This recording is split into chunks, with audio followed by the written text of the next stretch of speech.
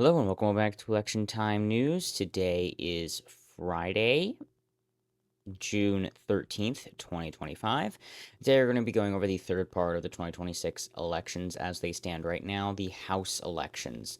Now, this is going to be a lot more ambiguous, but we do have a bit of information on what is going to be happening here. And I'm also going to be going over where most likely each of these House members are going to be going. At this point in time here, there's a nice list already. We'll be getting into that as well. And here we also be looking at the 2024 map as well as the prediction map in general. Election Time News, your one stop for all things elections and politics, from summations to poll reviews and news. Subscribe below for more content like this about American, Canadian, and Australian politics. Also, make sure to follow the Substack below. I'll be getting to posting a bit more. Remember, there's never a dull moment in politics. Now, in the video here, we have the very, very baseline absolute safes house map. These are only the districts where either in 2024 or 2022, if there was for some reason, and I'll get to that in a minute, if for some reason the 2024 ones couldn't count, that the winning candidate got 75% or more of the vote. So this is basically completely guaranteed. These are all going to be counted in the safe category, 95+% chance of victory based on that alone, just because of how large of a victory they had at this point in time. And you can see there's quite a few that actually there were none of. And some of these are actually red flags for gerrymandering in some of these states, such as is the case in North Carolina, as there's quite a few here, even though there should be a bit more safe in Tennessee, as you can see as well. In Georgia, there's a lot of clustering of the Democratic votes, as you can see right there. So a lot of these, Michigan as well, is a bit of a concern, as might be a bit more competitive than they should be. That's more of an issue if the blue or the red votes only seem to be clustered, and there are no safe districts for the other party. So anyway, going back onto this in general, the issues with some of them, such as Washington's 4th District, was that there were no Democrats running. So, for example, in this case, in the 16th, there was actually no Republican running in 2022 either, so I did give that to the Democrats since they seem to pick two Democrats to run against each other every single time. But if there was some issue with the same party running or some other similar issue, like for example in North Carolina, in here there was a nonpartisan or independent candidate. So I went back to 2022, and of course, it was a bit more complicated back then. So since it was redrawn, I did just leave it out because we don't know exactly how. Of course, we can calculate the PVI most likely, but we're unsure. It's unsure exactly how this district would vote with full Republican and Democrats as is. But I did put in the 3rd district because it's such a strong margin, and they did end up getting that. But plus here for in the 6th district, they didn't get 75% anyways. So it's a bit of a mess there. But to start things off, the 2026 generic congressional vote, let's make sure this is nice and up to date, is currently, now we have a tie here, so now it's down to 2.5%, according to RCP's general ballot. So this is a bit down from when I did my Senate video, but here we do still have Democrats plus 2.5 for the popular vote after a tie from Seingel. Qantas Insights also, that is not our recent, I don't think, but they might have not dropped it yet. I'm not 100% sure. But based on all of that, we do have some. This was a huge bombshell, +9 from Atlas Intel, Fox News, D +7. So those are very interesting results. But 46.2 to 43.7 as of right now. So this would be a bit of a concern, but actually they're doing worse than the current polling was for the 2018 generic vote. So as of right now, it appears it's going to be somewhere between 2018 and 2022. So with that in mind, it's not going to be a huge blue performance like there was in 2018, where the Democrats won the general vote by almost 8 percentage points. Actually, no, wait, that's over 8. That's 8.6. It appears to be 8.6 percentage points. They won by 8.6 percentage points. So that's going to be a pretty large difference there compared to 2022, where they lost it by 3 percentage points. So going back and forth there, they do. This is going to tighten up a bit. Probably going to end up. They are probably going to end up winning the congressional vote, though, as they actually did by quite a bit in 2018. Barely won it in 2020. Narrowly lost it in 2022, and then lost it by even less in 2024, as the independent vote shrunk. But the main point is that they're probably going to win it by maybe about a point or so, based on the current trends and what we've seen in the past. So with all that in mind there, we do have ourselves the 2024 map, which is where I based this safe map on. And we also have quite a bit more races that are basically safe, but we're just way too far out. There could, in theory, be a very strong incumbent. These are house races, which are very, very volatile. If we're to go to compare, for example, and you even get... Why'd I do that? No, stop. Okay, if we go to compare and just do past elections versus past elections, they are literally all over the place. So even though the nation as a whole from 2022 to 2024 voted like D plus 0.2 more, you have the Democrat doing 23 points better in North Dakota's statewide race, 33% better in South Dakota, yet over here in Maine, Golden is actually doing 5.5 points worse in Maine's second. You have independents doing way better because they actually joined the race there. Republicans are overperforming in West Virginia. Central Arkansas, you have Democrats doing better. So they're a lot more volatile than anything on the Senate or even the governor's levels. Generally, governorships are pretty open, but as you can see here, there's a lot of possibilities going on here, also with incumbencies and such. Like, for example, the fact that Jared Golden even holds a seat at all shows a lot, because Jared Golden won his seat by 0.55, which again isn't a large margin, but if you, of course, go to the presidency, Trump won it by 9, so that's a 9.5% split ticket voting there that he managed to win that district by. And then if you go, for example, into New Jersey, into these counties, you can see that these ones flipped red.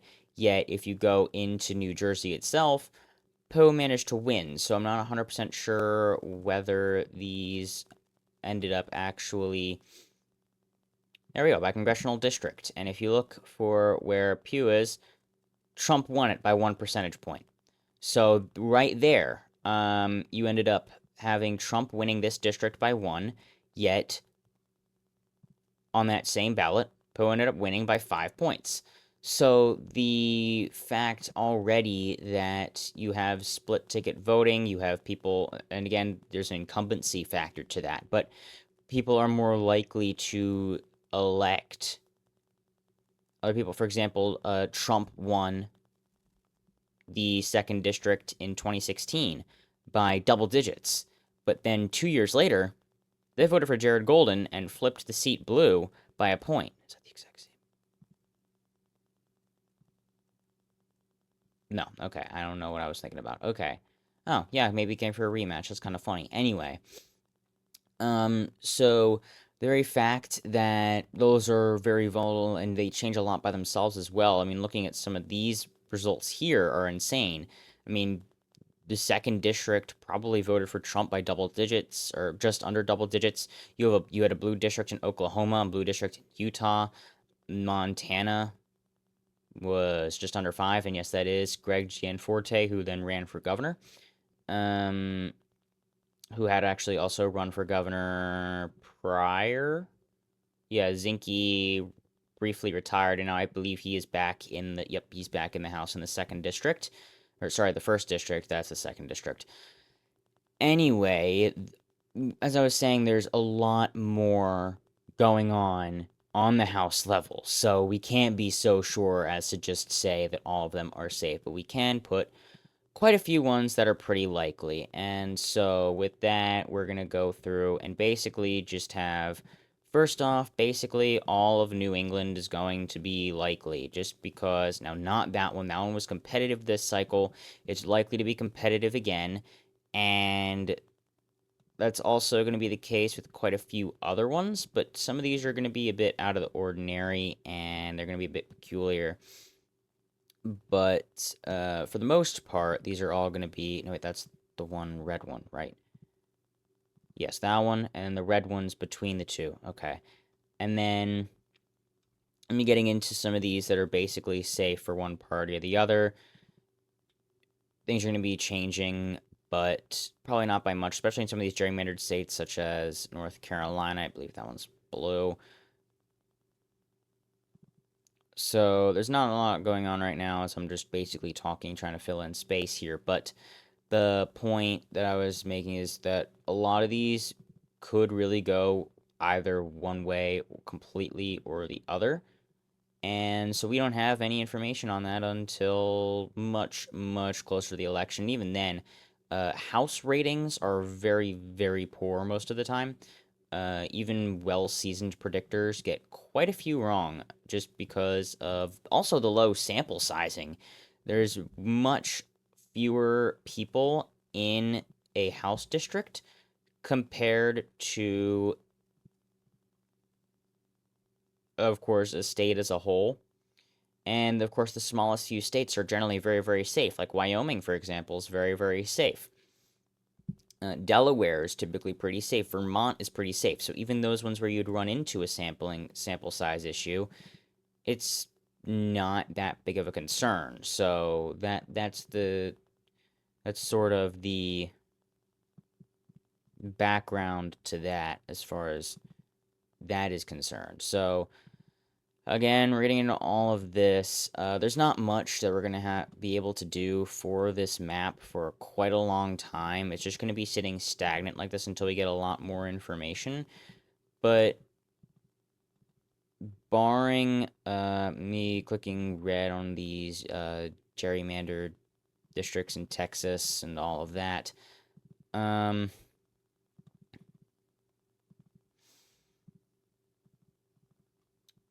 the general idea is that, sorry, I'm trying to do the 10 things at once.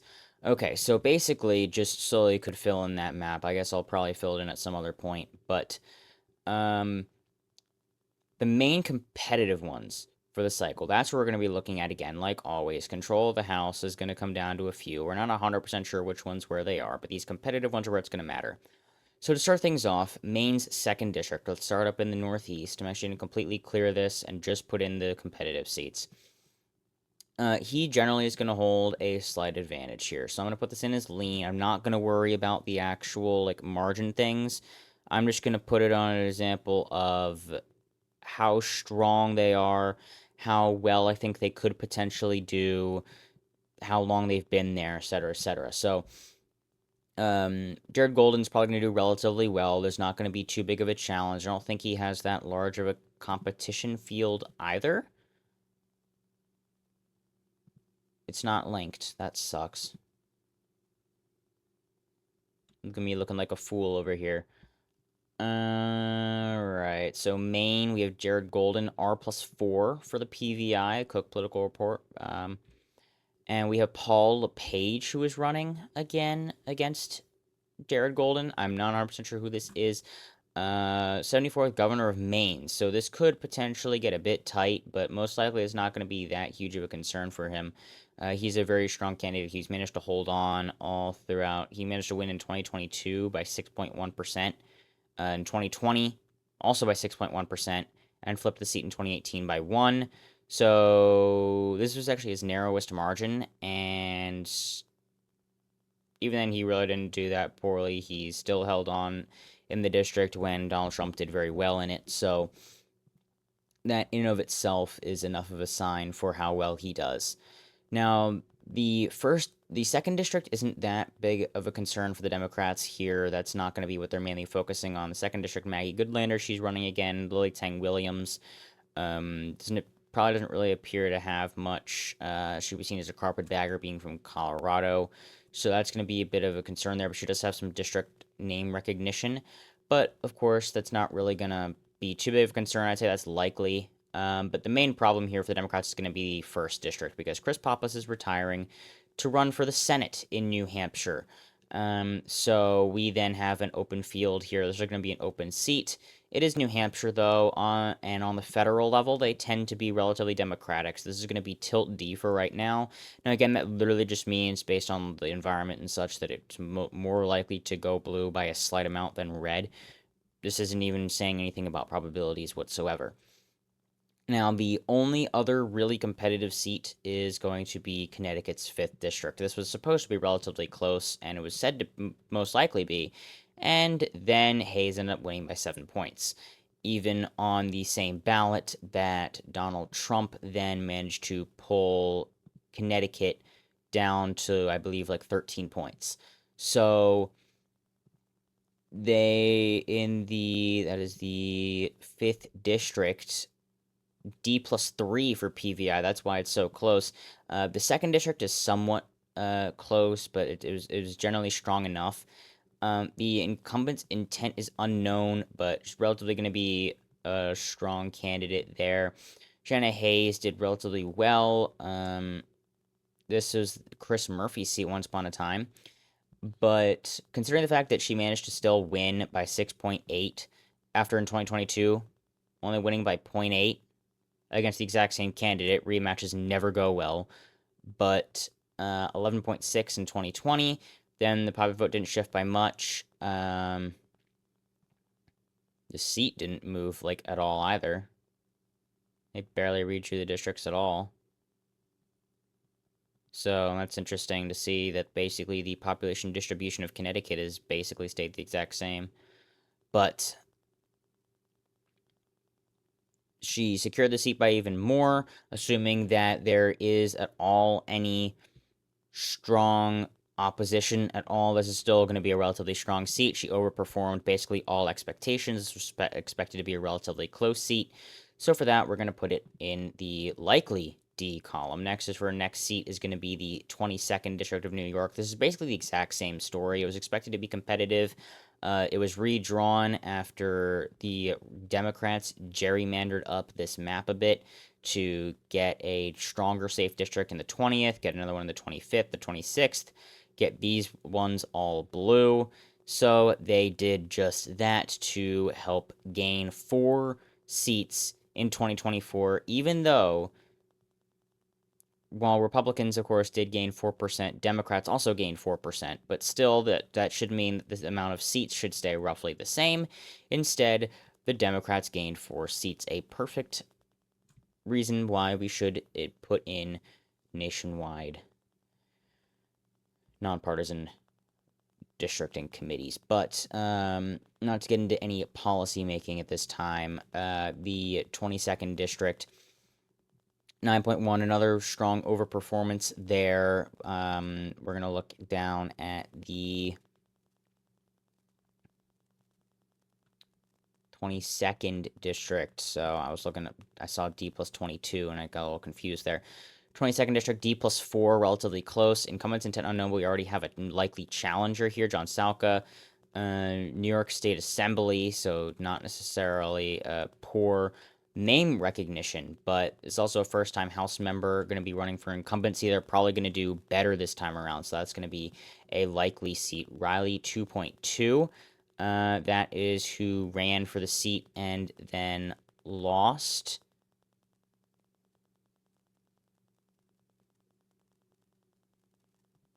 Which flipped it in 2022 and then ran again against the exact same person and actually flipped it because they redrew the district more favorably. This is going to be relatively close. Probably actually going to put that one in as tilt just because it's a Democratic lean district. Based on drawing it, 19. We don't know much about the environment. It's probably not going to be that strong, but D+1, that's really, really close. of a margin there. Next is going to be the 17th district. This is Mike Lawler's district. It completely depends on what he ends up doing. If he ends up running for governor, then, of course, I am blanking on the current governor's name of New York. Kathy Hochul is basically going to be done for. But other than that, that would mean that that seat is much more likely to go blue because it is, in fact, D+1. And there's a huge field of people who are thinking that they can be able to pull it off. None of them have pages.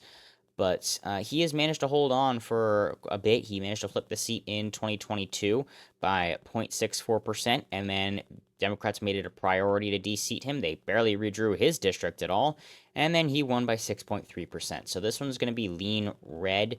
Depending on what he ends up doing, it's going to completely hinge on that. If he ends up deciding to retire to run for governor, then things are going to open up in that seat a bit more. The Democrats will be able to have a chance. The two other districts that they flipped are the two other ones we're going to be looking at here, the 3rd and the 4th district with Gillen and Swozey. So the 3rd and 4th district, even and +2. And so that was a special election. Tom Suozzi, okay, I have no idea what that's about, but apparently it was in here in 2016 as well at some point. They've not announced whether or not they're going to run yet, but basically there's no candidate fields, and they did manage to flip it. Most likely the national environment's going to be more favorable to Democrats. So all of that together, as long as Democrats win the nationwide vote by about 2 points more than they do about 2 points better nationwide than they did in 2024, which should account for New York's slow rightward shift, then rightward trend, then they should be able to hold on to those 2 seats without too much difficulty. Now, here's one that we didn't expect would be competitive because Pascal won by 11.4, which wasn't that poor of a performance by any means, yet then now it switched hands and Pooh only won by 4.9. Now, because now they have the incumbency, this is going to be a likely seat that's going to hold things on even as the inner urban regions continue to move to the right. If you just look at these trends, I mean, they're insane. 25 points, 5.5, 4, 6.5, 4.1, 2.6. All of these moved to the right. These three especially all moved by over 5 points to the right, and even the one around Camden moved almost 10 points to the right. So that's going to be a huge downturn for the Democrats, but most likely they'll be able to hold on to this seat as long as the incumbent stays there. Also with that is going to be Keene in the 7th district. Keene in the 7th district is basically even. He also flipped that seat in 2022, and so now we have actually we have 4 Democrats. None of them are apparently quote unquote important enough to have their own Wikipedia pages yet, but that means that most likely none of them hold public office. But Thomas Keene Jr., of course, is running for re-election, so automatically he does have the benefit here of the incumbency, 5.4% after flipping the seat by 2.8. But again, if the national environment moves more to the left, if they end up getting turnout in the southern city region, then that could end up flipping things. But of course, he does still have the incumbency, which is going to be the number one priority here. 11.8 to 8.6. This is somewhat competitive, but not enough to really focus on. So I'm going to be skipping that one for now. Now, Pennsylvania has a few. The first one is one that might surprise you and say, why are you saying it's competitive? Well, because it has a history of being relatively competitive. It flipped after, like a lot, basically all of them did, after they redrew this abomination of a map right after 2016. They actually organized the numbers better, and they made it a bit more fair, and it looks much prettier. But here is now the 1st district with Fitzpatrick. This is going to be mostly just Bucks County, which did vote narrowly for Trump, flipping for him, which he did not win in 2016, in 2024, and he literally won it by like 600 votes out of like 200,000 cast. So, then we have 2.5. Then he won re-election by 13.1 in 2020, where Republicans won the vote by 1.2% in the state of Pennsylvania. Then Republicans won it by more, yet he did worse.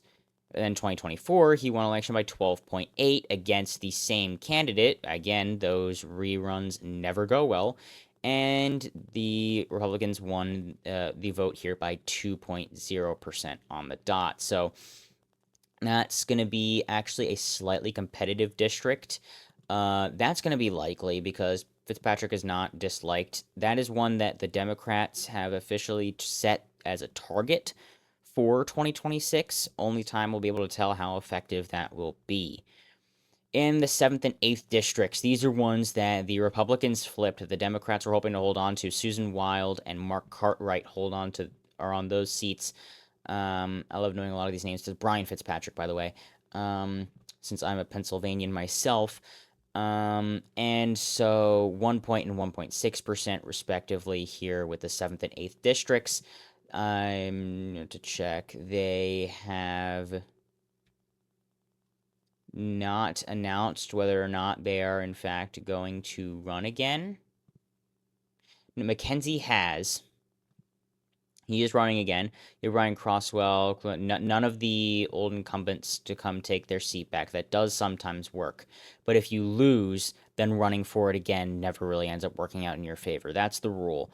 And then Breshenin has not said whether or not he's going to run again, but both of these are going to be somewhat competitive, but most likely they're going to be pretty close. Again, it's going to be basically the exact same story as the 7th district. There are somewhat ex-urban regions in here. Here's going to be Scranton, Pennsylvania. Here's going to be Allentown. And then, of course, over here is NYC, so that's why they're competitive instead of just being farmland. So they're going to be competitive regions. That's going to be the main section there. Then we get into Pennsylvania's 10th district, which is around Harrisburg. And you have Perry, who actually has been a long-term House member, originally being in the 4th, and then got moved to the 10th with the redistricting and has been representing them ever since. He won election by his narrowest margin yet, of only 1.3%. So his seat is absolutely going to be up for contest this cycle. I believe Cumberland County is one of a few counties, and I believe only one of like 3 counties in Pennsylvania that actually moved to the left from 2020 to 2024. So that is going to be a bit of concern for the Republicans, especially considering that this is a very competitive seat. So, and that in mind, also with the blue environment, I'm actually going to have to right now, just based on environment, the fact that Cumberland County moved to the left, and everything else, I'm going to put this as tilt blue. But that is that is only because I'm not going to leave anything as toss-up. If I was, it would be a toss-up. I'm not, because then there would be no distinction from everything else.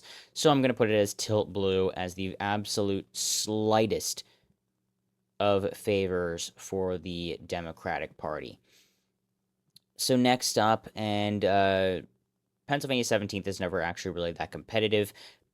Fitzpatrick's district was put up a little bit, but typically they end up actually consistently winning by right around 7 to 8 points.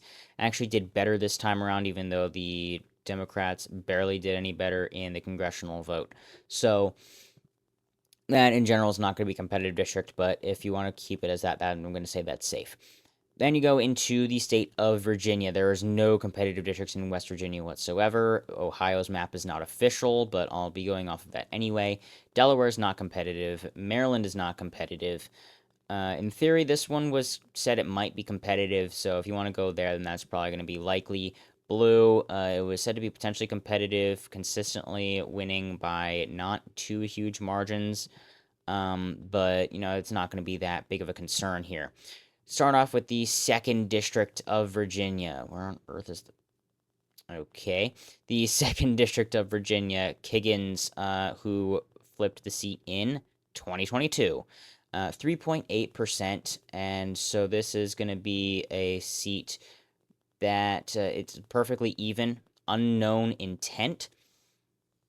So this is going to be a relatively close seat, most likely to watch, but as of right now, you still have the incumbency factor there. 3 points. So that's going to be a relatively strong performance, most likely there. Then you go to the 7th and the 10th districts. This numbering is going to annoy me. The 7th and 10th districts are the other two. Interestingly, Virginia 1's only R+3 in the PVI, but he won by 13. That shows how strong incumbency and name recognition goes. 7th and 10th districts are going to be somewhat competitive. They're not going to be that competitive, though. They have not announced whether they're going to run again, but Vindman, for example, only went in 2024, I believe, because it was Spanberger. Yep, it was Spanberger, who now is running for governor of Virginia, and she won the nomination. So that was something that we're going to be going over when we get back to the 2025 elections.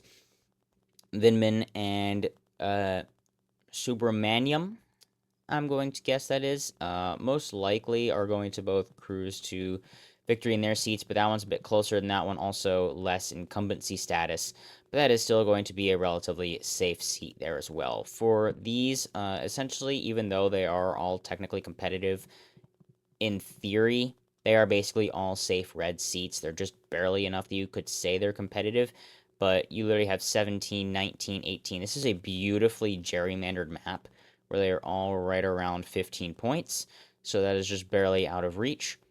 These are non-competitive. This is going to be the one competitive seat, North Carolina's 1st district. You move up to here, North Carolina's 1st district, R+1. Don Davis narrowly won. Sandy Robertson is running, but based on the fact that he managed to hold on to the seat in the first place, probably a bluer environment. All of that together, 1st district is likely to stay blue, but only tilt blue at that. No competitive districts in South Carolina. None really in Georgia. I actually will be including this one because of the shifts in the black vote, and this is a black majority district, which is why there's one seemingly in the middle of rural Georgia that is very Democratic. It's not just a candidate. It has been that way for a very long time, since back before the... Oh my goodness gracious, that's ugly. All of this is ugly. Since before the strong urban-rural divide, which this was the last one to flip in 2014. And so then we now have the moving to the right of the black vote, for example, well, 9.9 to 12.7. That's already an overperformance of how they did last time, but I'm still going to count that in theory as competitive and just put it in as blue just to clear things up a bit. Now we're going to be getting into these in Miami, but first we're going to get to the 13th district. Luna ended up winning by a lot. It's a right trending state. There's not really much to say there. That's almost safe. The Democrats would almost be foolish to go for anything in Florida just because of how their internal infrastructure is completely collapsed in the state entirely. Frankel and Wasserman are likely to win re-election because even though Miami shifted very, very hard to the right, it still is probably going to be enough just to put their name recognition and their incumbency they'll be able to hold on. Moskowitz, not so much. I'm actually going to put this one in as lean, which I know is exactly the same as the margins, which sounds very uncreative, but still, I think that honestly somewhat accurately reflects how likely they are to be able to hold on to their seat, how well they might be able to do, etc., with all of that. So we're going to be moving over next to Alabama after I get a quick drink of water.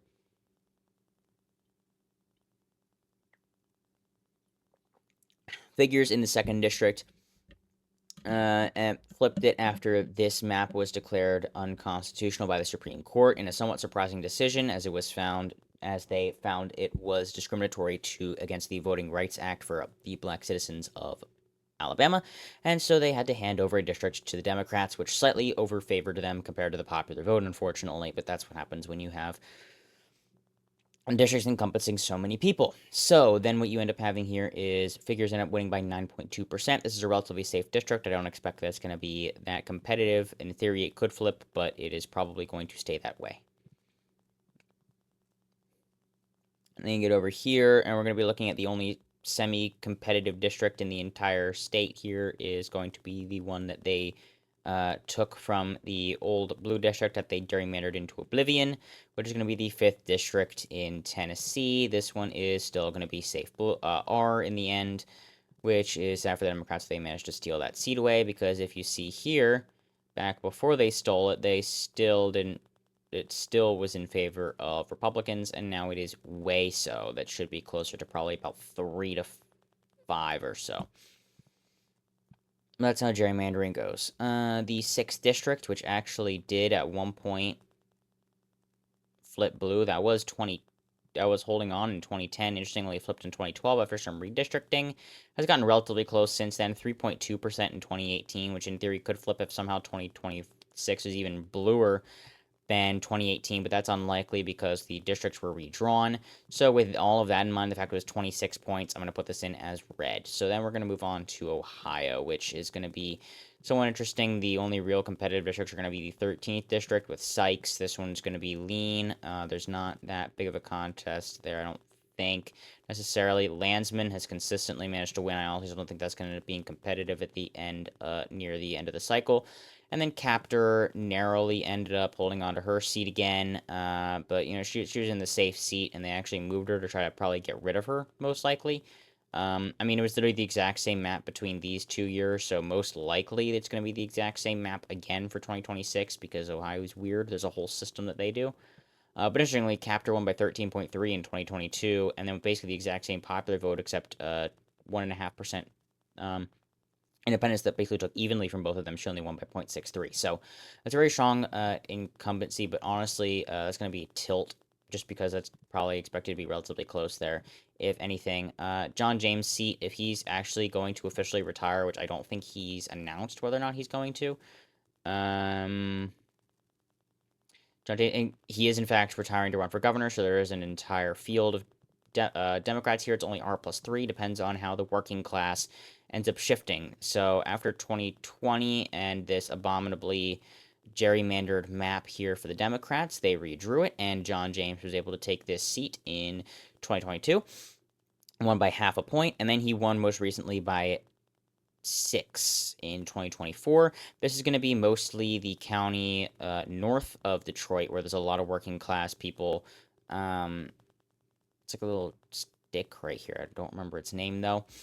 And so that's going to be mostly dependent on that. But at this point, it's still going to be lean Republican. At this point, they have the party incumbency. Michigan's 3rd district, I don't think it's actually going to be all that competitive at the end of the day. Almost same could be said for the 8th district. I almost think that's going to go likely just because even though in this strong of a year, it's still managed to hold on by 6.6, even though it was 10.3 and 5.4, that was Alyssa Slotkin's seat, it did end up flipping. So that's disappointing for her, even though she, of course, now is senator. Barrett ended up flipping the seat, which is, of course, perfectly even. Incumbent intent unknown. So as of right now, we're going to just go with the incumbency, even though it's probably going to be a blue wave of some level, whether it's going to be a blue splash of like 2022 or an actual blue wave like 2018. We can't really tell yet.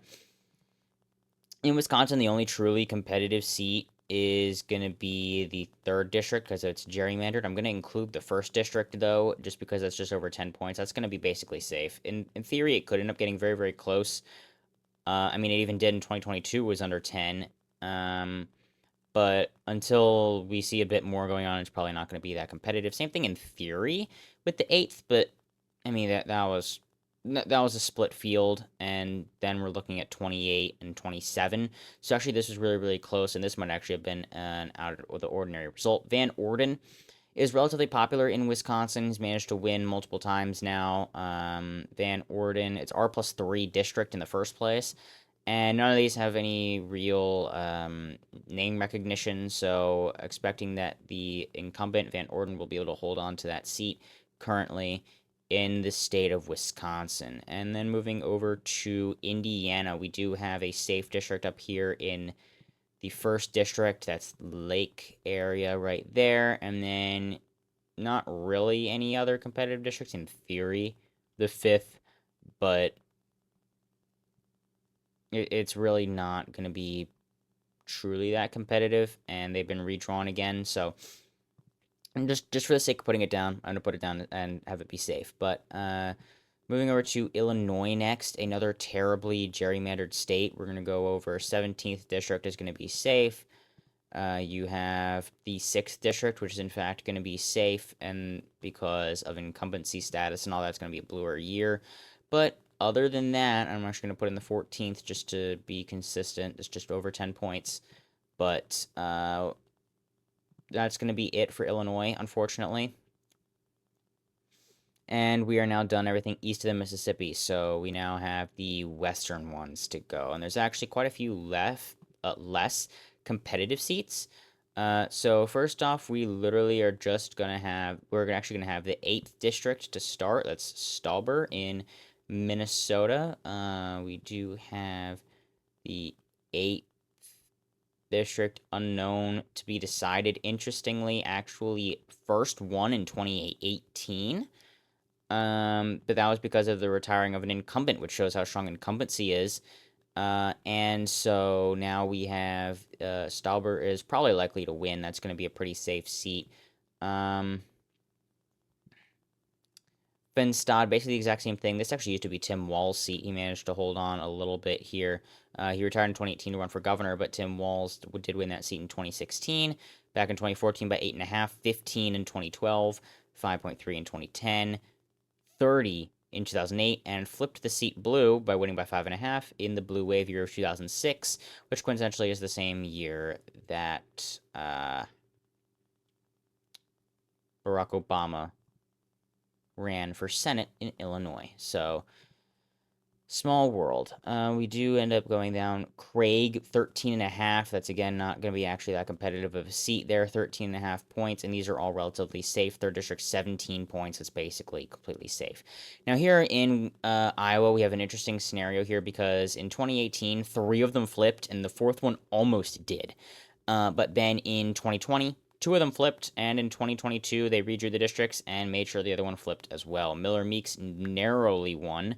Nunn barely won. Hinson didn't. Feenstra is retiring actually to run for governor. So with all of that, we now get to an insane combination here. Let's get up to Iowa. Marinette Miller Meeks is running again. Bob Kraus is running.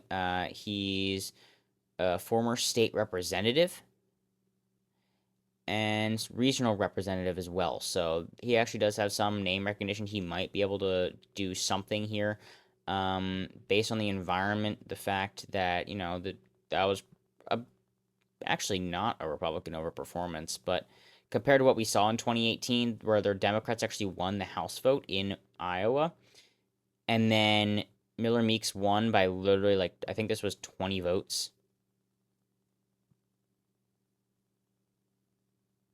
Sorry, that is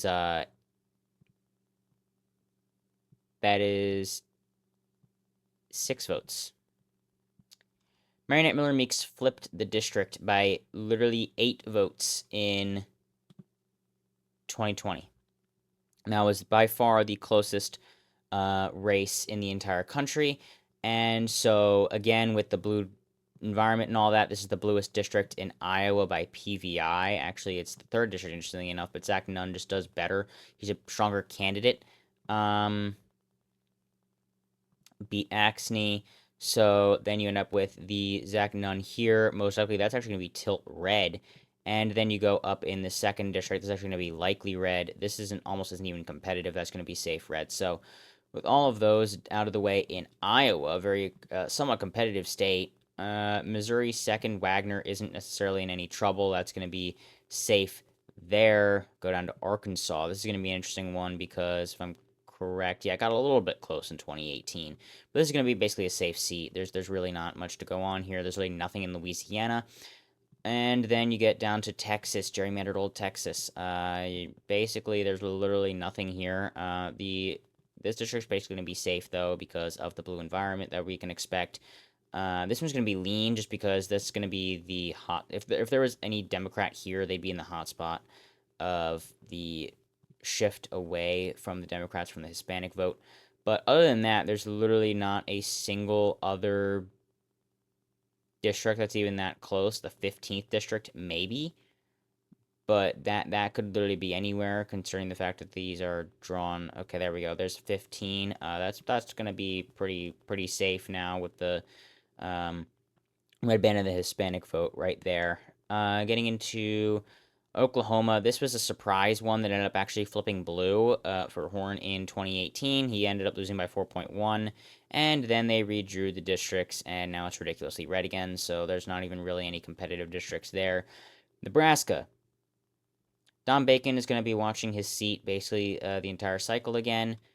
There's nothing in Kansas, by the way. They are literally all completely like safe at this point, except for the fact that in that one special election, actually the one seat down here almost flipped. I'm pretty sure it was like half a point or something ridiculous.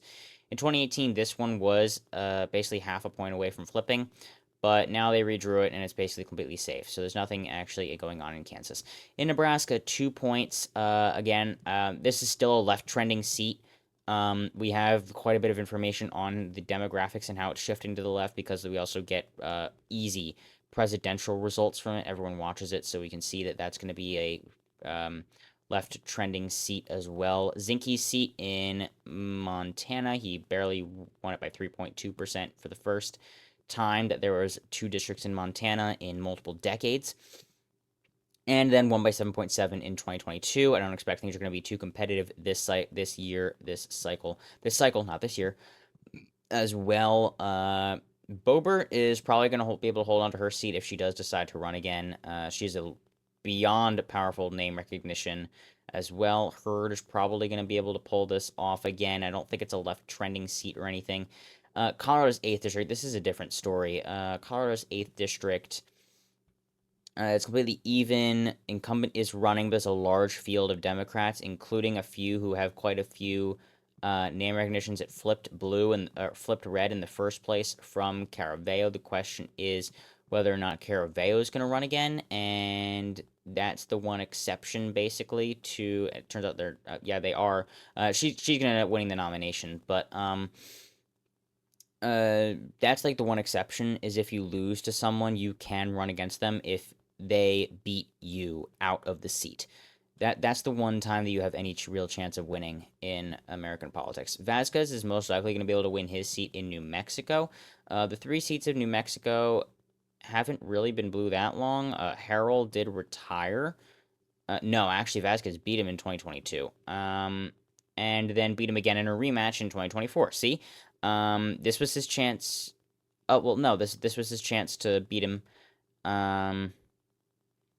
Harrell ran, beat him the first time, and then failed to flip him. So now Harrell should skip out in future elections. But this is basically a seat that is been redrawn again as the seat has been moving to the state is moving to the right.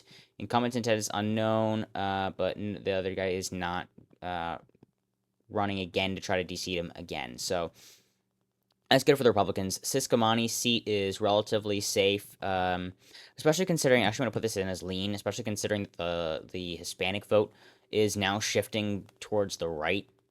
The uneducated Hispanic vote and the educated white vote is moving a bit slower than that. It turns out that 2020, while it looked like Democrats were going to be able to start winning Arizona relatively consistently, it turns out that 2020 was just a perfect golden sweet spot that they managed to hit at just the right time and do just the right things in order to win it. And now it appears that it's going to be going out of view for a little bit longer, at least, until they might be able to start winning at it again.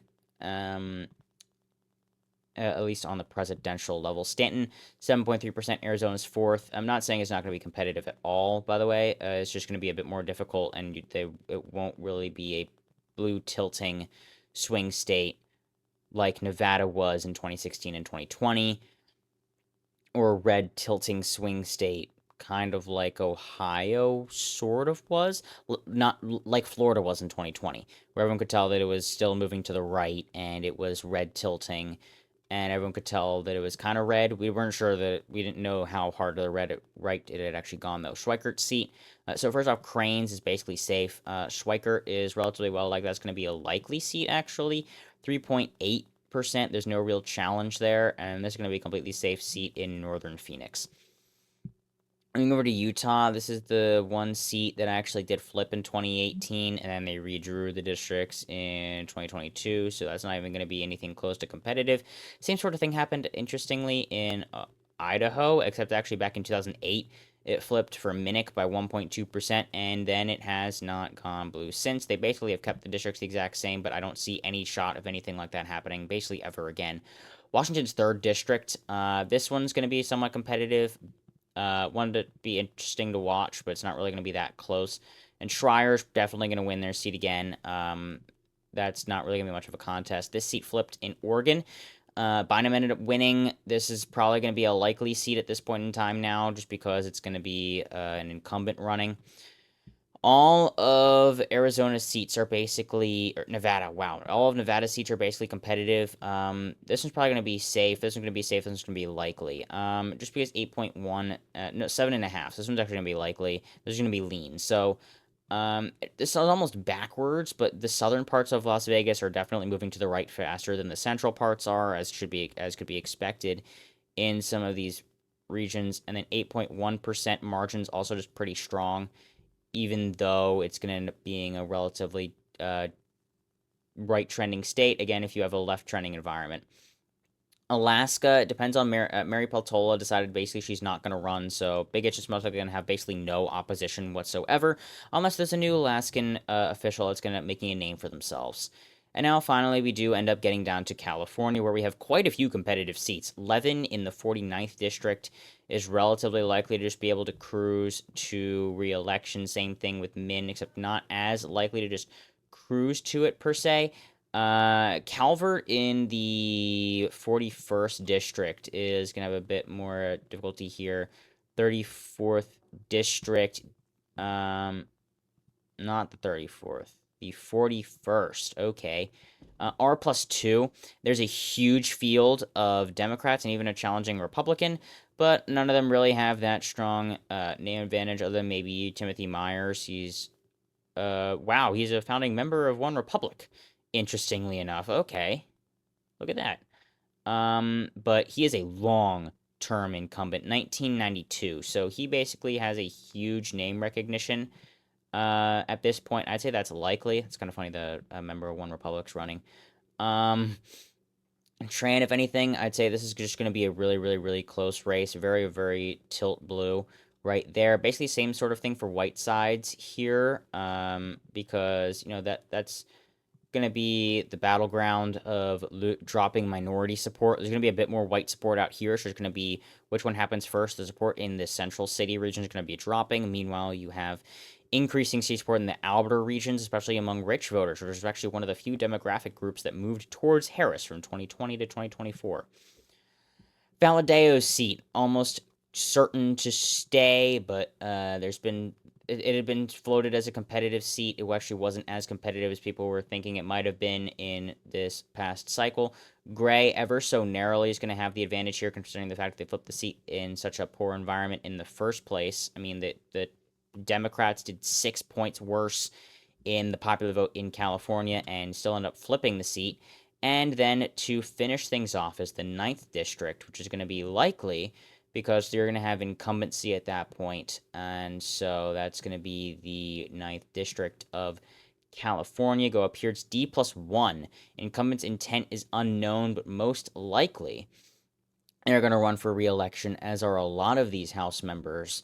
Most of them do, unless they have some other aspiration, which they will then typically jump ship for. But with all of that in place now, of the competitive seats, we now have projected 50 to 42, and it could be said that most likely out of the competitive seats from 2024, it was probably closer to about this, except the inverse, which would mean that the Republicans won a majority of them, but that would be a flip of 1, 2, 3.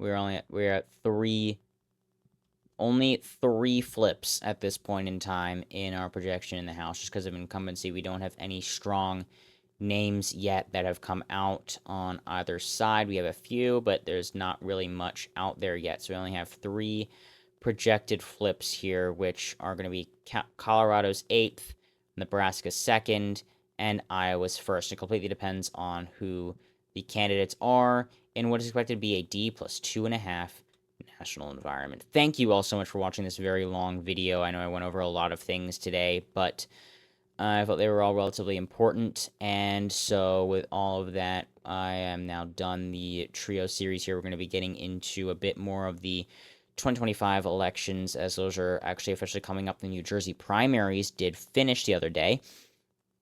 So thank you all so much for watching, and have a fantastic rest of your day.